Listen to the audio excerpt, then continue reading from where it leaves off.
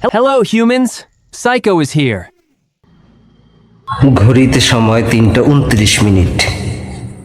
আজকের কোর্ট সমাপ্ত হওয়ার সামান্য কিছুটা সময় বাকি।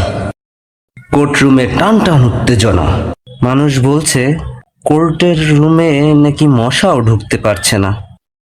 মশা ঢুকতে পারছে না? আরে ভাই, মশা ঢুকতে পারছে না কারণ একটাই, কয়েল, অ্যারোসোল এসব না। মশা ঢুকতে পারছে না মানুষের ভিড়ে। রাষ্ট্রপক্ষের পিপি, উকিল, দর্শনার্থীর ভিড়ে রুমে তিল ধারণের জায়গা নেই। কোর্টের বাইরের অবস্থা তো আরো বেহাল।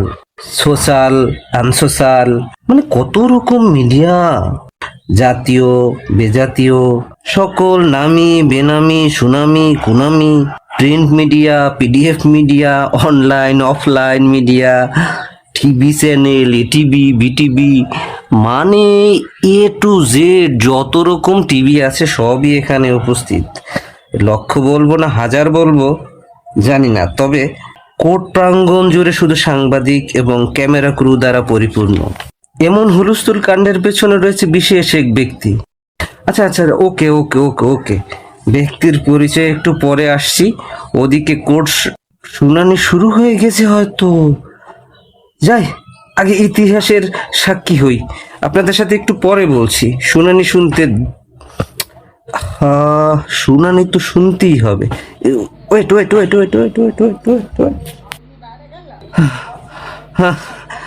দৌড়টা বৃথাই গেল মনে হয়। কোর্টরুমে প্রবেশের সাধ্য মতো চেষ্টা করলাম। নিরুপায় হয়ে জানালায় চোখ রাখলাম।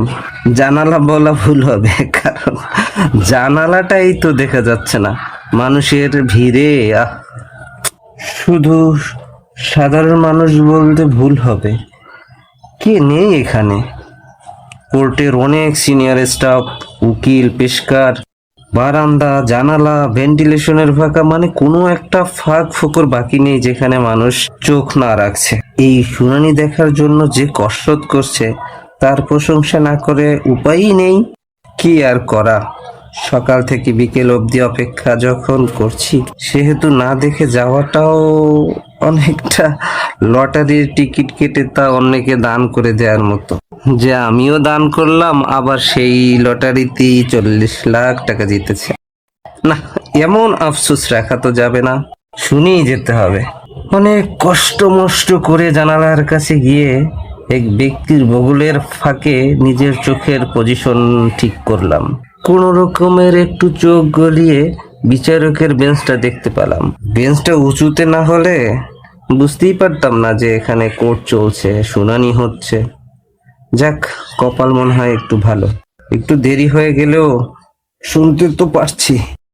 বিচারক একটু উত্তেজিত এবং গম্ভীর গলায়, কি যে করেন আপনারা, এতগুলো মানুষ আপনারা, এমন জনগুরুত্বপূর্ণ এবং রাষ্ট্রীয় স্বার্থ সংশ্লিষ্ট বিষয়কে আপনারা এতটা হালকাভাবে নেন কিভাবে? এমন একটা কেস কার্যতালিকায় একেবারে শেষের দিকে কি করে থাকে? এই জন্যই তো রাষ্ট্রের এই অবস্থা।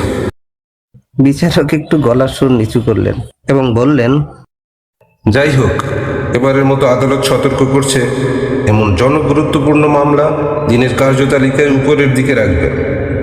আর রাষ্ট্রপক্ষের উকিলকে বলছি, আগামী শুনানিতে সব ডকুমেন্ট এবং প্রমাণাদি সহ সকল প্রস্তুতি সম্পন্ন করে আসবেন। আজকের মতো কোর্ট মুলতুবি। Order. Order. আগামী 25 তারিখ পরবর্তী শুনানির দিন ধার্য করা হলো।